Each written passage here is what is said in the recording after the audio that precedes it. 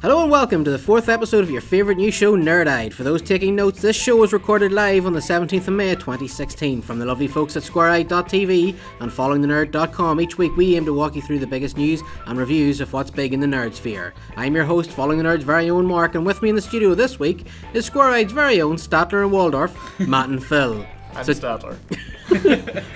So tune in, chill out, and don't forget to hit the all-important subscribe button and also get your voice heard in the comments section below. On this week's show, we're going to be looking at Game of Thrones Season 6, Episode 4 and discussing the events therein.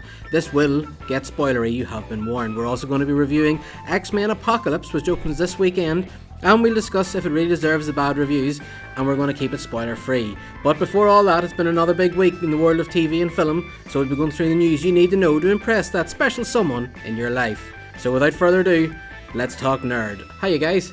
Hey, this is 4 weeks. We've done it! 4 weeks. Fourth episode, eh? Yeah. Bit of a landmark.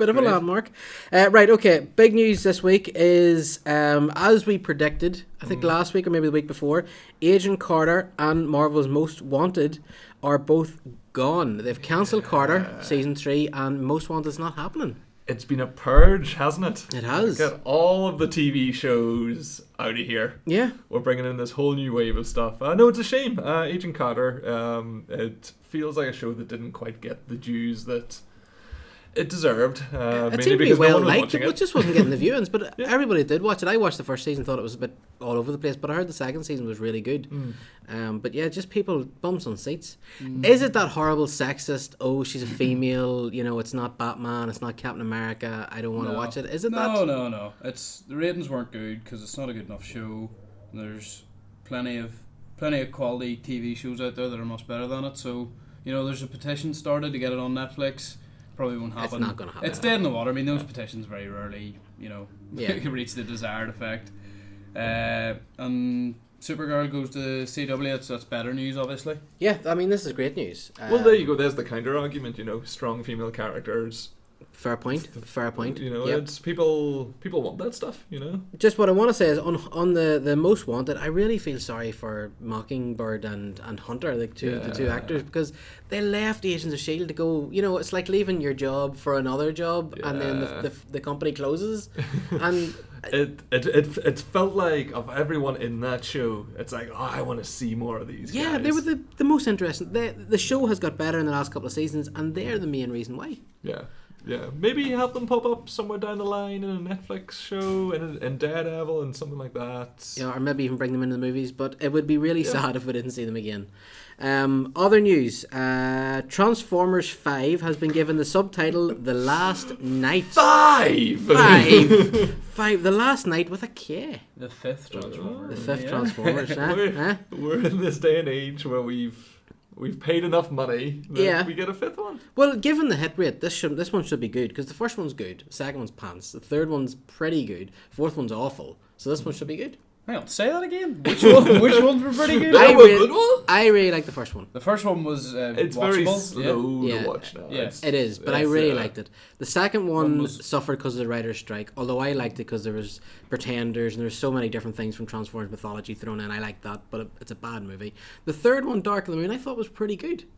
I actually thought it was really good. Is that supposed to be the worst one? No, the third one's really good. The fourth one is awful. The fourth one but I will say, the fourth one, the Dinobots, I loved the Dinobots. Hang on, that's the thing, they're only in it for about like 2 minutes at the end. The fourth one was the one where they brought in Mark Wahlberg to save. Yes. And he's an inventor. That's what he does. He invents stuff. And you know this because he always puts his hands on his glasses and wiggles them about and says, I'm a scientist, I'm an inventor. Automatically, no, you're not. Automatically ups your intelligence. Well, I mean, the fourth one was the one that made, well over $1 billion. Aye, yeah. So, international market, that's what I'm telling you. That's how you get it. People keep watching these movies, it's freaking me out. Yeah, but I gotta be honest with you, I'll be front of the queue for this. Like, I definitely will, because I was a big Transformers fan as a kid, and I will.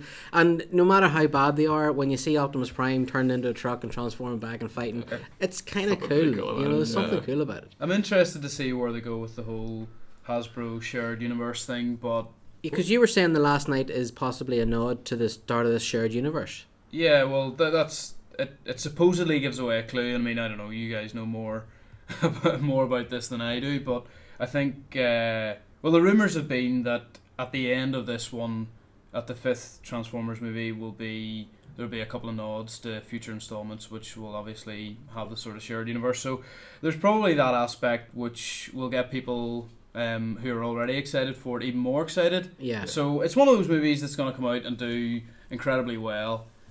Probably get awful reviews. I don't know, is Michael Bay directing this one? Yes. Yep. Then it's definitely getting bad. The Bester's back. Yes. Back in the helm. Kaboom! Yeah, I don't know. Genius. Hi, I'm Michael Bay, director of Hollywood hits such as Transformers, and I demand things to be awesome. Awesome pussycat. Awesome barbecue. Awesome pool. Yeah. Whatever.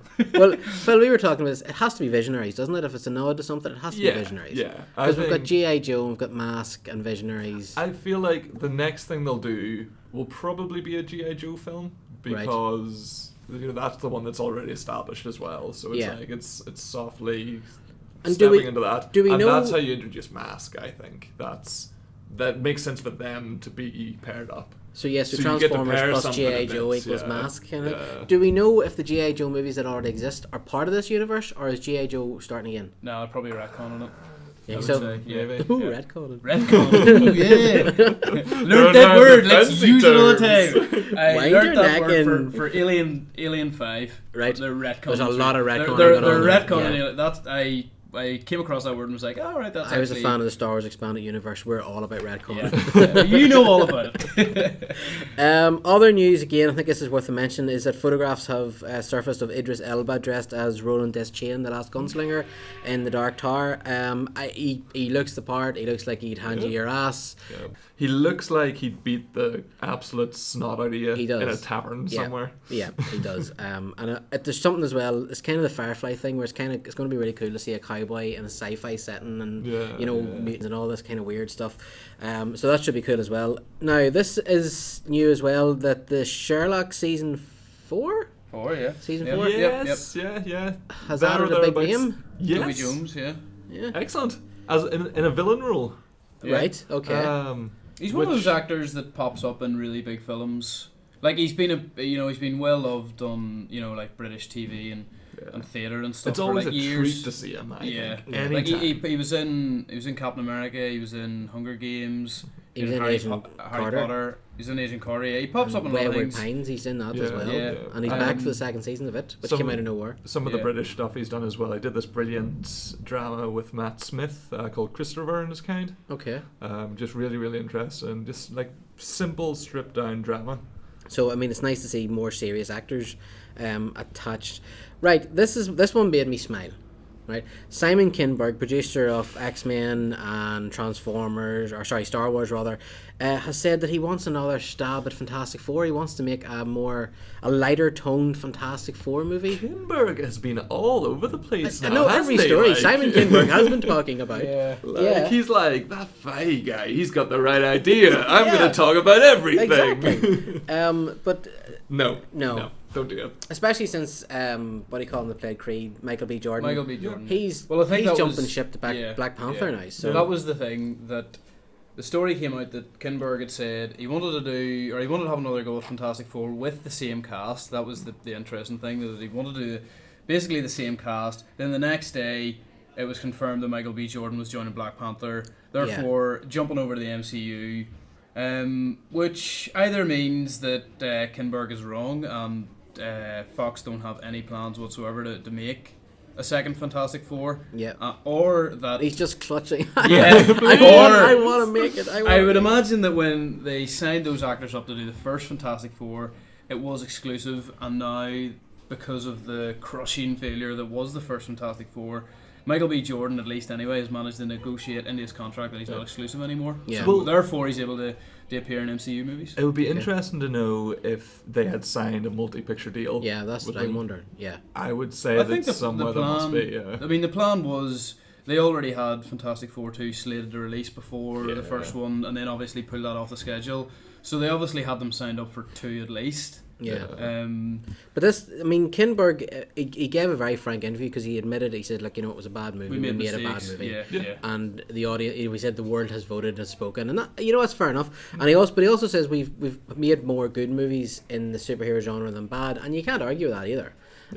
So I don't know. I think he's just clutching here. I don't think we're going to see another Fantastic Four. Certainly not in that form from Fox. I can't see that. I wouldn't see that cast back at all.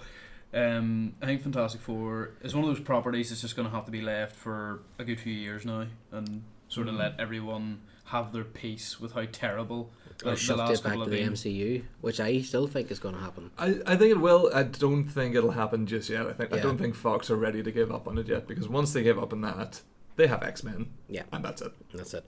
Kinberg as well has said that the Deadpool sequel will have a little bit more money and more freedom. The film they didn't want to make. What does he mean by freedom? I think he just means that there's certain, there was so many there's certain restrictions fart on the jokes first that they one. couldn't tell the first time they're going to be allowed to tell this time. There was so many character restrictions as well. They were lucky to get Colossus in Deadpool. And they picked Megasonic Teenage Warhead simply because she was the coolest name on a very, very short list of mutants that they were allowed. Yeah. But they do promise that they're going to keep that kind of, they call it guerrilla filmmaking. I don't know if Deadpool's exactly guerrilla filmmaking, but you know, that steady cam, rough around the edges kind of look. They're going to keep that, and I guess that's fair enough. That's their niche now. Now this was big news. This broke just last night that Warner Brothers and DC have confirmed. Now people are calling it a Harley Quinn movie, but it's not really a Harley Quinn movie. It's a Harley Quinn movie with a twist. Yeah. It is a Harley Quinn movie because they're going to market it as Harley Quinn front But they've and done center. that with Suicide Squad as well. Yeah. And that's proven that if you stick her on the poster, people will talk about it. Yeah. Which is fair enough. But from now, Phil, I'm sure you've read this story, and Matt, I'm going to sort of concentrate on Phil here for a minute. But thanks. to me, it's no, but because I think just leave. Just leave. You're a fake nerd, right? This sounds to me like a Birds of Prey movie. Yeah. I think what the wider world would know it from would be that Field TV show, probably. That's probably the closest we've come to this sort of thing where you get all the big female DC characters, throw them together. Yeah. I think that could work. So do I. DC have a really great scope of female characters. You know, they've got Poison Ivy, they've got Harley, they've got Catwoman, they've got Barbara Gordon / Batgirl. You know, they've got all these characters. They've got Huntress as well, who I'd love to see on the big screen. You know, the only worry I would have here is the marketing of female movie again. And you know, while I would love to see it, and I really hope it happens, I just would be afraid that, you know, a couple of years from now we're having this conversation and it's like, well, people, you know, there wasn't enough Batman in it, or there wasn't Joker, or there wasn't. It feels like if they did something like Birds of Prey, like so they have Huntress and they have Batgirl, you could do it like Charlie's Angels done right. Okay. You know, like so a slightly more adult Charlie's Angels. Like, slightly, but like, don't sell it on the fact that it's like, hey, look at these sexy dames up here on this screen. Look at the woman. Like, sell it as these are a group of badasses. And who are the villains? It's a pair up between Harley and Ivy. Yeah. Batman the animated series all the way. Yeah. Matt, what do you think? Would this be something you'd be excited for, given the look and feel of Suicide Squad? I'm not wanted the conversation. I'm not going to say anything. Sorry, we'll take you back in. I'm a you blow in. Faker. Come on, you blow in. I don't care. No, I think you can take your Harley Quinn movie and you can roll it up and you can. And what? I think it's Harley Quinn, money for Warner Bros, more money. Yeah, but forgetting about money, I want to see that Harley Quinn movie. About money. I know you are, and the studios are too. But from a fan's point of view, right? The average fan doesn't care much about money and movie makes. Obviously, have as much confidence as they can possibly have at this stage for how Harley Quinn's going to be received, because they're already developing a second Suicide Squad. This is apparently being developed as well. They're getting Margot Robbie into their universe as much as Ben Affleck. Yeah. I mean, it's great. It's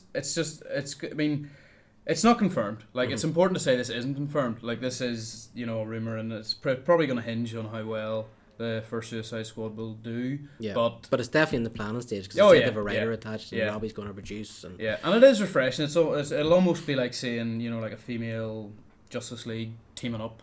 Yeah.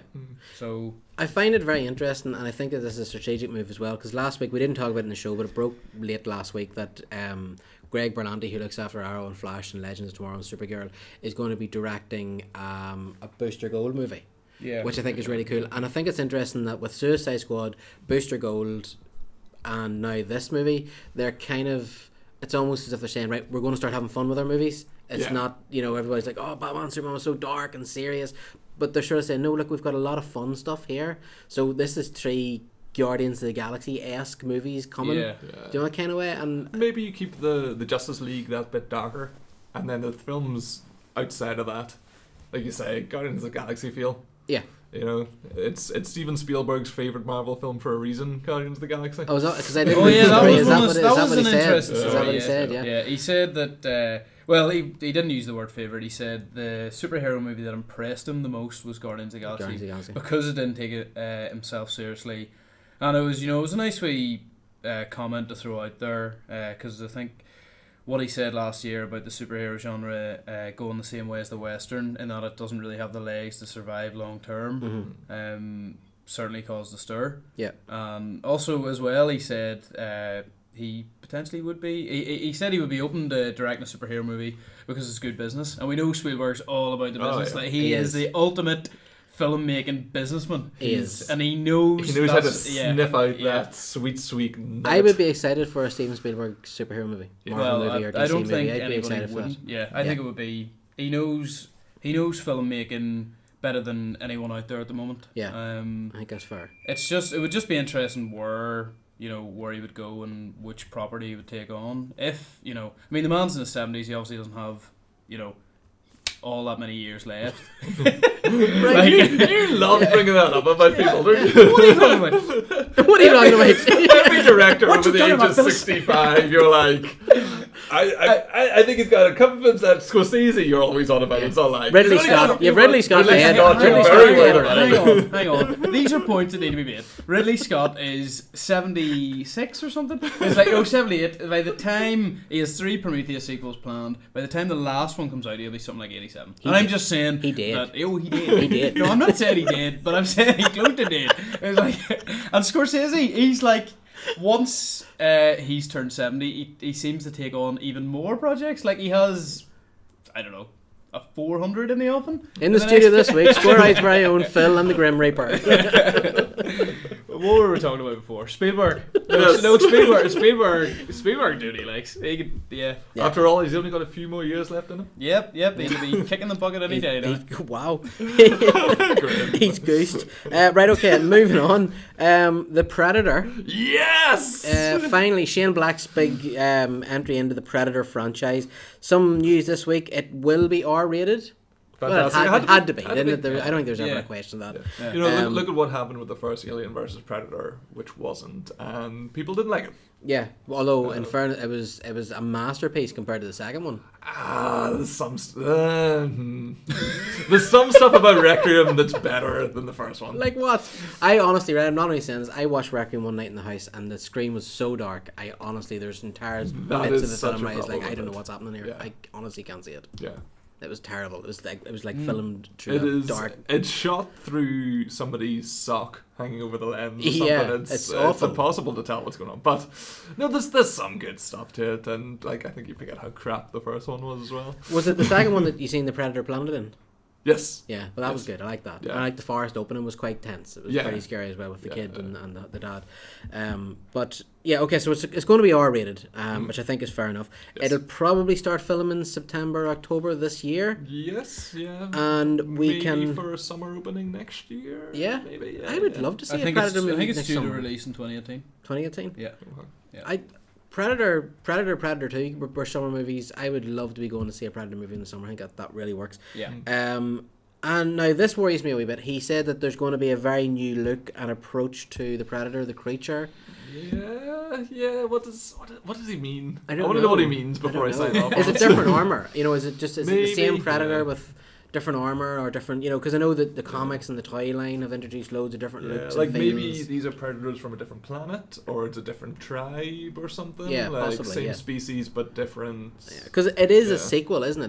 This is not a remake. This is part of the same Predator universe. He's hinted at a possible Arnie return and stuff, and that also means that it is tied into Predators that came out a few years ago. Yeah, which I liked. I actually really liked Predators. Yeah, really fun. Pretty good. Yeah. I think he said recently though that it wouldn't be that connected. The most recent one, which would be Predators. Yeah, definitely. And he said, I think on the costume, he said they weren't so much going to improve it. Like, he was asked about it, he said it's not like we're improving the costume, we're just making a few tweaks to the iconic sort of what it looks like. So. Because whenever it was first designed, it was most certainly a man in a rubber suit. Yeah. And filmmaking's come a long way since then. Yeah. So I think, like... But, it still works. I watched the first movie about a couple weeks ago, and it still holds up really well. Stan Winston. It's always on TV. Always on TV. Yeah, and it's still scary. It's still tense. It's still really good. It's it's still a really solid movie. I like the second one. Do you like the second one? Yeah. I really like the second one. Do you like the second one? I haven't seen the second one. Yep. Of course the first one. I haven't seen. Hang on. I haven't seen Alien vs Predator, Requiem either, or the most recent Predators. Oh my god! So you've seen one Predator movie? Yes, and, but there's only you pulled me on me saying to you a few minutes ago you're not really a nerd. Yeah. I've got no comeback. I got nothing to say. Okay, Belfast Film and Comic Con was this weekend. Yes. Strangely enough, in Belfast, we all were there, sort of floating around over the weekend. You guys caught the Michael Biehn Q&A session. Yes. Yeah. And he revealed something quite interesting about the Neil Blomkamp.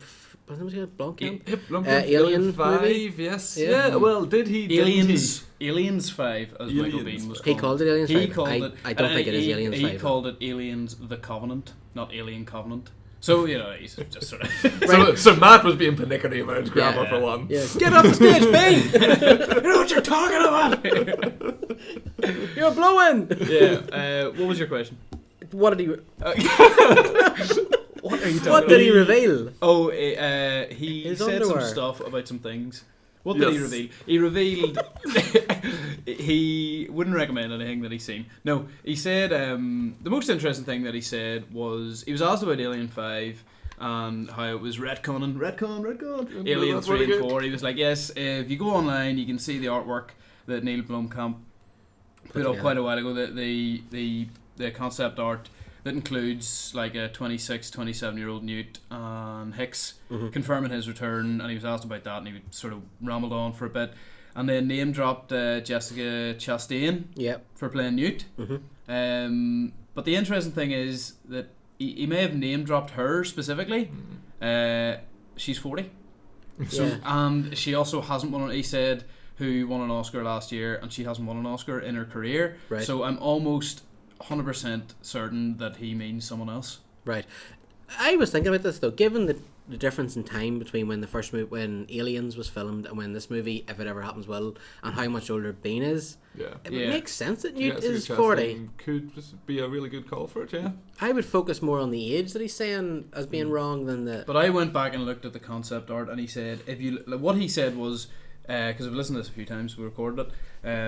He said if you look at the concept art, they've modelled it after Jessica Chastain, but they haven't because, well, for one, she's blonde. She kind of does look like Brie Larson. She looks really, really like Brie Larson. Yeah, like Brie, because he mentioned who definitely won an Oscar last year. She won an Oscar. Well, she won an Oscar this year, and so did Alicia Vikander. So because he said any famous actress in Hollywood is going to want to play Newt.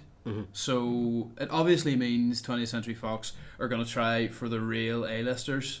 And we don't know if there's anything to that, but it was just interesting that he mentioned Jessica Chastain, who obviously made The Martian with Ridley Scott, so she has sort of connections to 20th Century Fox and all that. But yeah, apart from that, he just sort of said the usual stuff. Okay, right. Final story breaking today was that a Rogue One official guide images have gone online and some details about the name of the characters. Those pesky art books and Lego sets always giving the game away. I mean, because I know it's on SquareEyed.tv and it's on followingthenerd.com, and we've both listed it as spoilerific. It's not really spoilerific though. Well, if you don't want to know character names and stuff like that, I don't see what the character, knowing that there's a character in it called Cassian Andor, what does that spoil? Like, do you know what I mean? It doesn't spoil anything. There's an Andor in it. Yes. Oh my God, Cassian Andor in this. I think me and Phil were talking about this the other day. It's basically gotten to the point now where news is just treated as spoilers. Yeah. People everybody's need to afraid. forget Yeah. that We don't wanna know news and anything. spoilers aren't the same thing. Yeah. This is just news. Like, it's not saying that like Darth Maul is appearing in it or anything like. Well, no, the last shockingly picture revealing does like show Darth. No, I don't. It does show a Darth. It does. Yeah. Well, okay. Let's go into it. We'll put a spoiler label on this. that. Okay. Although I don't really Sound think the it's a alert. spoiler effect. You could put up a spoiler warning and put up the alarms from the Rogue One teaser. That'll be good. Yeah. You're gonna have to cut this bit out. Actually, I think we'll just use that. Do that again. Just every time a spoiler comes up, I'll have Matt going, wee! You've been demoted. This is your new role here. In the studio, our new speaker. Carry on. Right, okay, so it confirms that what we know already, the plot revolves around the Rebels teams being put together to steal the Death Star plans, which are the plans that eventually Princess Leia winds up with in Star Wars New Hope. Yes. We knew that. Felicity Jones plays a character called Jyn Erso. We knew that. She's right. name Says dropped on in the the trailer. trailer. She's a soldier and a warrior. We knew that. Diego Luna plays Captain Cassian Andor, an officer in the Rebel Alliance. A lot of people thought he might be Biggs because of the mustache, and he kind of does look a wee bit like him, but now we know That's he a isn't. flamboyant name, isn't it? What, Cassian Cassian. Andor? Yeah. Jiang Wen plays Baze, a freelance assassin. Yeah. Freelance assassin. Imagine that on a business card. Greatest occupation ever. Alan Tudyk plays a CGI character called K250, who we've met already. We've seen him in the trailer. He's an enforcer droid, and evidently an Imperial model. He teams up with the Rebels. We saw that in the trailer because you saw the back panel, the 01 that the stormtroopers carry. Riz Ahmed plays Bodhi, a Rebel soldier. Don't see him in the trailer. Don't see him in the trailer. Peo, an alien who's described as a fierce warrior. Donnie Yen, his character's called Chirrut. He's a spiritual warrior. Well, we know we've seen that because he seems to be blind. He looks so badass. He does. Bistan is another alien who's described as a fierce warrior. Ben Mendelsohn is director Krennic. We think Krennic. Krennic or Krennic. Krennic He could or be Krennic. Croatian. He could be Croatian. The military director of the Empire. He will defend the Galactic Empire against the Rebels' mission to steal the Death Star plans. We guessed all this. Not a Grand Moff. He's not a Grand Moff, no. Kind of disappointed he's not. So then we go and we see pictures. There's a title for your business card. What? Grand Moff of SquareEyed. You know. So that's your afternoon sorted. Okay, so we see more pictures. A picture of Ben Mendelsohn with the Shadow Troopers, the Stormtroopers. We see pictures of the Rebels and the Imperials. Nothing that we haven't seen in the trailer. Details of the droid. We see the AT-AT walkers and a couple of TIE fighters and stuff. Again, saw these in the trailer. The Rebel Starfighter. I don't think we saw that in the trailer, did we? Don't think so. I've watched that trailer about 60 times now. Yeah, and that's not in there. You're just snowblind to everything. Blueprints of the Death Star. Well, we've seen those in different forms over the last 30 years, 1,000 times. The Stormtrooper tank, which we saw in the trailer. X-Wings. I don't understand why the X-Wings in this are the new X-Wings that we saw in The Force Awakens. I don't see why we'd see those. I got nothing. It could be an anomaly. I mean, it is. It could just be, like a book with stuff. Like, it could be additional things that aren't really. It feels like it's like this is the concept arc. This is where we were coming from. It feels like it's like this isn't going to be the final presentation we see on the screen. Now, one thing that is worth noting is that in at least two of the images, am I right? Yeah, the front cover of the magazine and the glorious spread inside it is that we see Darth Vader. Yep. Now, we don't see Darth Vader as he looks in the movie because we don't even know if he's in the movie, but it's definitely Vader's helmet that we see. I think it's pretty safe to assume that he's going to be in it. I think it is, yeah. I'm telling you, that's the third act surprise of... That Vader appears. Oh, he's here. Yeah, because we have heard reports that scene with the AT-AT walkers in the trailer, that Vader is what they're running from initially, and then they run into, basically, if Vader's there, that has to be the 501st then, and the AT-AT walkers. It's going to be him in the back of the tank. It's going to be him. Yes. It's true. I think it's him. Right, radio silence. Okay, so that is the week's news. Now, we have just seen Season 6, Episode 4 of Game of Thrones. Yes. Well, Book I said of we the have. Book of the Stranger. Is that what That's it's a called? good title. They always have great titles. Oathbreaker, that was a good one. It feels like every episode. Hey, you can't say anything. You don't watch it. What? You're the blow-in this time. Look, I get to criticize from my high horse. You've excluded me from the conversation earlier on. I like to judge from a position of sheer ignorance. Right, so talk to us about the episode. You were a little disillusioned last week with episode 3, the Oathbreaker. No, disillusioned. Look at him using these big words. I wasn't disillusioned. Was he or was he not disillusioned? I'm not talking to you. I'm not on side anymore. I thought it's been up and down. You're this close to quitting. Up and down. Screw Game of Thrones. Up and down season so far, considering what it had promised leading up to it. But I thought it was a really strong episode. I thought for at least 5 minutes, Game of Thrones was a purely happy place. When it was when Sansa. Is that what that emotion was while I was watching it? That just was totally alien. Yeah, yes, totally alien. Your heart. Yeah, it's not fear or disgust or anger even. I thought I was having a seizure, but it was a smile. They let it happen. I think right. So basically, Sansa and Brienne show up at Castle Black. Sansa and Don't forget Jon, Podrick. And because he was in it loads, wasn't he? Podrick's the man. Yeah, they My show up at money's Castle on Black. Podrick. Yeah. They I think show up. Podrick he's like, what do you call him in Harry Potter? The Raw? No. what do you call The I'm just going to say it, the fat kid that grew up hot. What do you call him? This is a tangent. Remembers his name. He's one of That's those, what I mean. He's Derek. I'm flying the fly for Podrick. Yes, right. Well, he was there too. And yeah, Neville. They let Neville. Oh, him. Oh, right. Jesus. Right. We really like Harry Potter here. I feel I can call him a fat kid because I'm carrying. So before you people start shouting in abuse, okay? No. Neville. Right. Okay. Now that we have that out of our system. Longbottom, don't you know? Neville Longbottom, what a name. I'm out of here. Right. Sansa and Jon reunite for the first time since the first season. I thought that's 6 years really since they've been together. Since the very first episode. Okay. Yeah. Really? Yeah. Wow. All right. Yeah, the first episode, Jon goes off to the Night's Watch. That's right. And, yeah. wow. I know, it's amazing thinking back, but so for a couple of minutes... for a couple of minutes, it's nice. Well, obviously, they let you have that... 48 seconds of happiness. Yeah, they let you have that in happiness. 6 years. Before they rip your heart out again, they're just like, remember when Sansa and Jon hugged in Castle Black? And this is really why this season's going to win all the Emmys. Yeah, because of that hug. I'll tell you what I'm relieved about, that they actually they showed Sansa and Brienne showing up to Castle Black at the start of this episode, after Sansa and Brienne sort of in the third episode sort of joining forces kind of thing. Mm-hmm. They could have went in a real Game of Thronesy sort of walking through the woods for 3 episodes. Yeah, like showing them like a 5-second scene in one episode and then forgetting about them for another. I'm glad they sort of which they jumped much straight with to Brienne, haven't they? Like Yeah. just the last couple of series, it felt like Brienne was just walking somebody else to a different place. Yeah. So yeah, I mean, we had that. We had the return of Littlefinger as well. Yeah. And that kid. Lord that Robin. despicable little shit. Because that bit where he said to him, what would do? He's like, throw him out the hole. Yeah. And your guy was like, what? Basically, Littlefinger's scheming. He's always scheming. It's a different season. Always whispering. Different always season, same scheming. Different season, same scheming. That's a tagline. Game of Thrones, different season, same scheming. What else we got here? Well, blah blah blah. Oh yeah, Dario and Jorah. Yes. That was great. It was great I enjoyed the banter between the two of them. It was great seeing them again. I think Darrow's a really good character.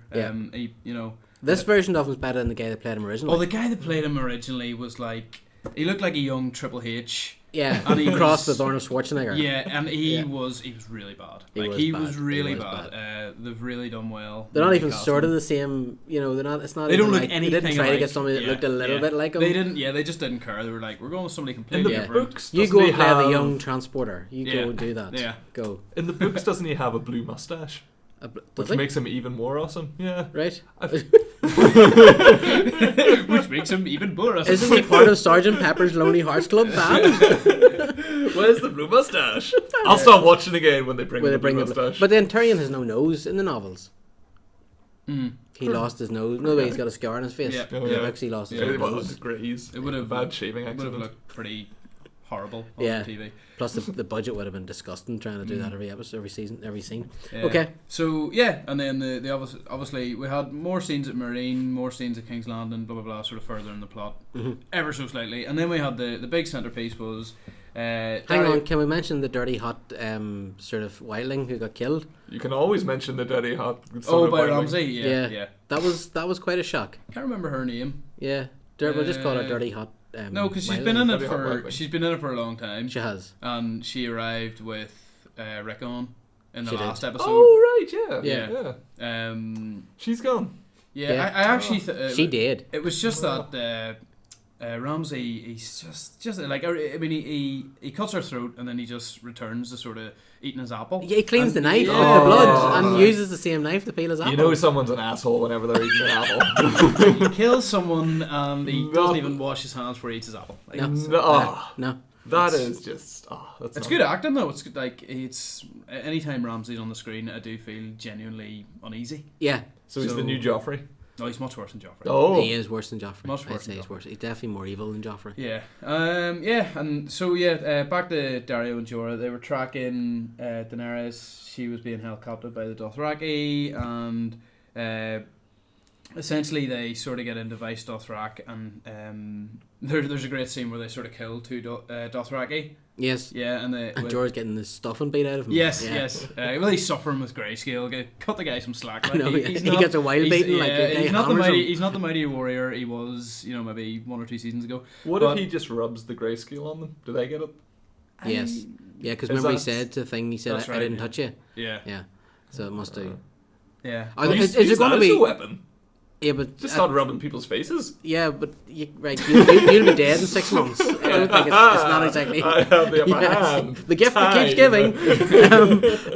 Here's the thing: is there going to be a cure, or is he doomed? Or are they going to find? Because the wee girl had that. Stannis' daughter had that, hadn't she? Yes, Shireen. Yeah, she had it pretty badly on the face. But she could live with it. She wasn't. It's a death sentence for everybody else. But she was. I think it slowly but surely eats away at you until you eventually die. But I think Jorah will die this season because do you think so? Yeah, well, I think that they always have a few emotional deaths, and I just think his character arc has sort of run its course. Like he's been that sort of loyal lieutenant to Daenerys for ages, and he was like cast away, and then he had the sort of redemption last season. He's one of the best characters in it. Oh, he's great. I love him. I love him. But I think him, and I'll not mention 1 or 2 others. I do have my theories, but he could be one of the really emotional deaths for this season, because that would really hit home with the audiences. But no, anyway, yeah. The obviously the big talking point was Daenerys in the temple of Dosh Khaleen. A big fiery explosive sequence at the end, and nothing to do with boobs. No, that was it was a great sequence. It was exciting. Her boobs or like somebody else's? No, her boobs. Oh well, her she promised that we weren't going to see them again, but there they were. And it wasn't. She said it wasn't. She came out, spoke to Entertainment Weekly and said, "No, that's not a stunt double." Like, so this is on the internet now, is it? Or, yes. So yeah, she was definitely abreast of the situation. But that was great, because for once I was watching a Daenerys storyline and actually being really excited. Oh.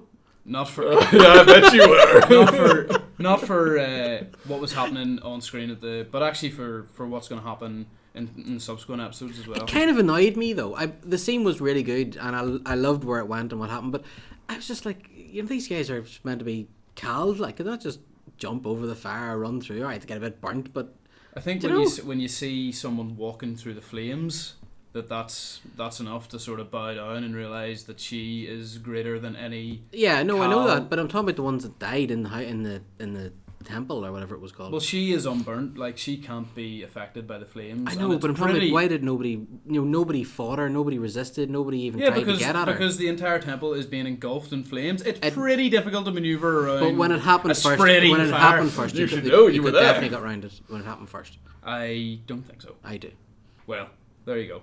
As he would say, you're wrong, you should feel bad. But no, it was a great scene. It was a really great good scene. And I think this is the point where they can't go back to having really slow plotting episodes. This is really gonna set the season alight.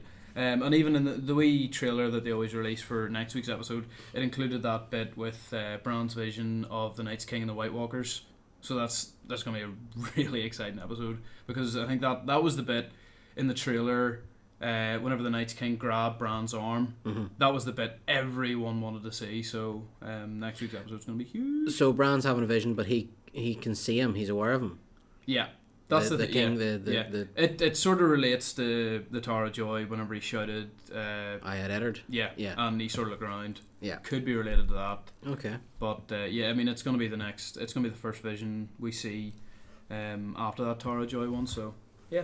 Okay. Overall, Phil, what do you think of this episode? Overall, what do you think of the episode? I thought it was there's been 4 episodes. I thought it was the second best. After the first episode. After the second episode. After the second episode. It was solid, sort of 8.10. Okay. Or 8 out of 10. And it sets up thing. One of the things as well that everybody's been talking about happening this season is what they've called the battle of the bastards, and that has to be coming now. The pink letter. Yeah, that has to be happening now. So that'll be episode 9. Do you think the big? It's setting it up. No, I think it's pretty much accepted that. The Battle of the Bastards will happen in episode 9. It'll be the biggest thing that happens this season. Probably end up with Ramsay being killed. I don't know. Could be Jon Snow being killed again. I doubt that. And Ramsay has to go. There'll be a lot of deaths. But yeah, it was sort of, there can be no doubting about it. It was really setting that up. What about the Hound and the Mountain? Are we going to see that fight this season? Clegane Bull? I think that will happen as well. Right. There is an episode. I can't remember. They've released the episode titles, and I think it's episode 7 that sort of hints at Ian McShane's character coming in. And Ian McShane's character is the one that sort of starts the whole... he sort of precipitates the Hound coming back. Because he said he brings back a much-loved character, and everybody thought it was Jon Snow. So that'll be like episode 7 or 8. Then we'll have the Battle of the Bastards, and then we'll have God knows what. Okay. Right, okay. So overall, are you happy with the direction of this season? Is it... I mean, you're still a wee bit unsure about how... No, I'm not how you feel about the season? I think it is taking a couple of weeks to sort of pick up pace, but we're definitely heading in the right direction. Okay. Right. The last thing on the to-do list tonight is X-Men Apocalypse opens. Hopefully we'll be uploading this on Friday, so it'll open tonight. Mm-hmm. I've seen it. I saw it last night. We're going to talk a wee bit about it. We're going to keep this spoiler free, so you can keep listening. We're not going to ruin it because we know most of you won't have seen it yet. Here's what I think we should do. I think you guys should ask me questions, and I will try and keep it as spoiler free as absolutely humanly possible. We'll do the quick fire round. Okay, let's do that. Okay, so question 1: Is it any good? It's not bad. Okay, where does it rank in between first class? So you get 2 questions before I even get my first question? How are we doing this? This is shambles. Right, you said this is any good. He says it's not bad. I'm asking, is Jennifer Lawrence as bad as everyone says she is? She... her character has outstayed her welcome so much. And she's basically... I would say she's the main character in this movie. Ooh. Which... she's fine. She's not a bad actress and everything else, but it's just like, right, we're done with Mystique. Your story's not that interesting. As my brother said at the end of it, any other X-Man on that screen could beat the stuffing out of her, and she is still the main character. Yeah. Do you know that kind of way? And it's a fair point. Phil, back to you. Yes. So this is based in the 80s now? Yes. Which annoys me as well, because they all look the same as they did 20 years ago. They're looking very good for people that have been through 20 years of fights and stuff. Yeah. So, with that shift, does it shift more towards the world of the original X-Men trilogy? Is it feeling... There's a scene between Magneto and Professor X that is lifted word from word from one of the earlier X-Men movies, where you see them older. I'll not say what the scene is, but it's basically word for word. Cool. Which was kind of cool. Because it took me a second, I was like, I recognise... right, okay, I know what this is. How was Oscar Isaac as a memorable villain? Not particularly. So he wasn't memorable?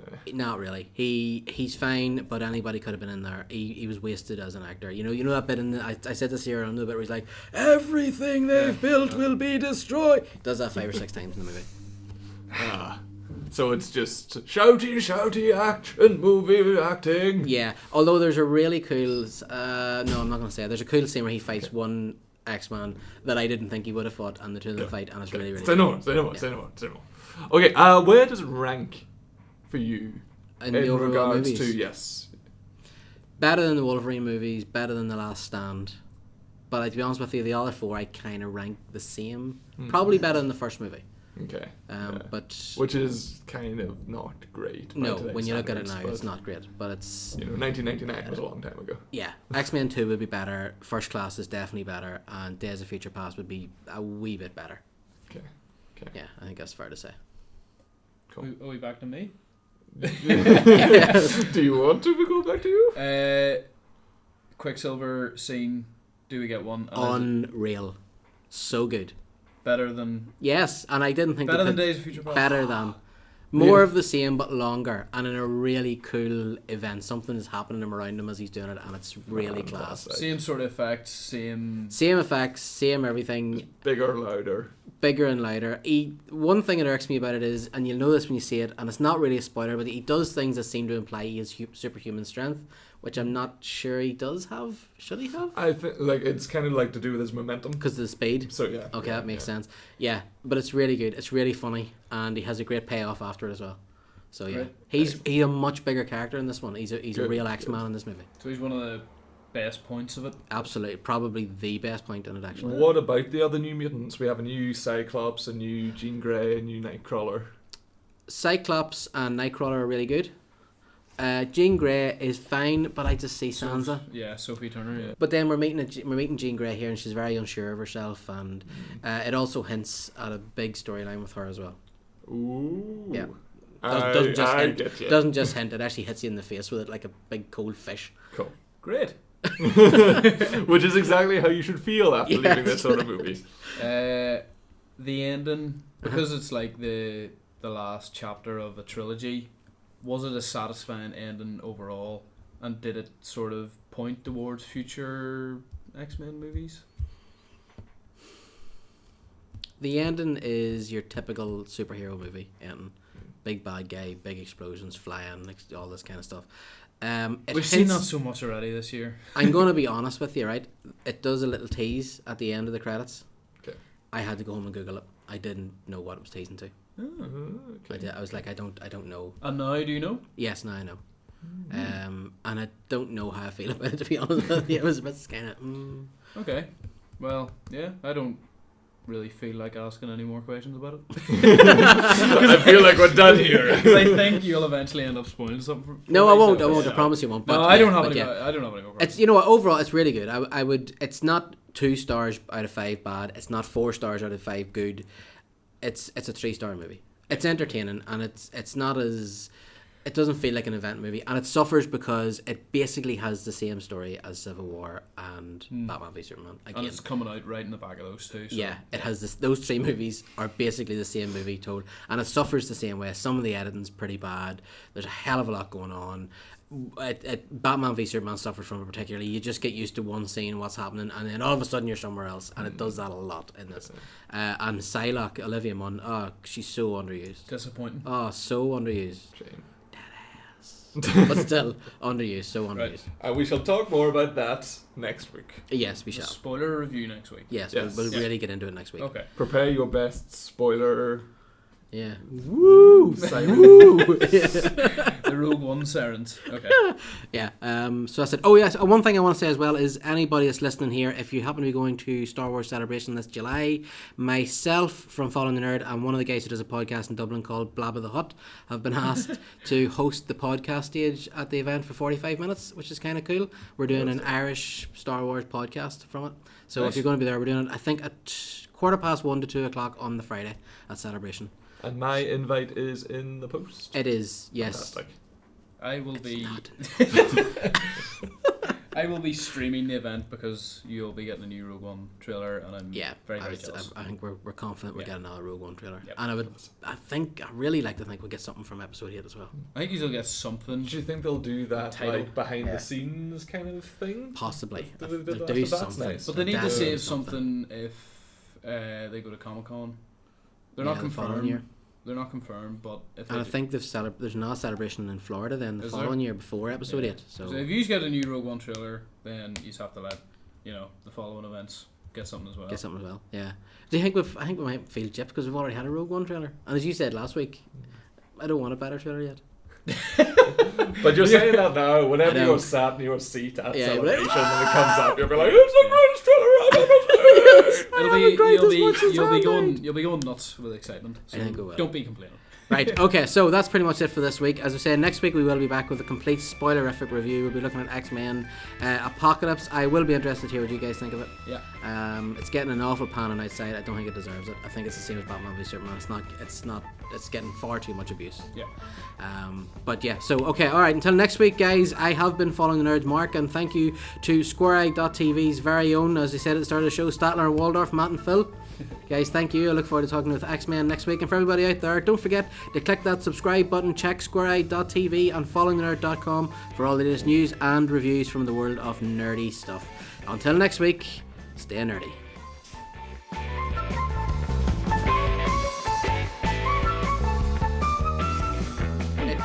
Put up a spoiler warning and put up the alarms from the Rogue One teaser. That'll be good. Yeah. You're going to have to cut this bit out.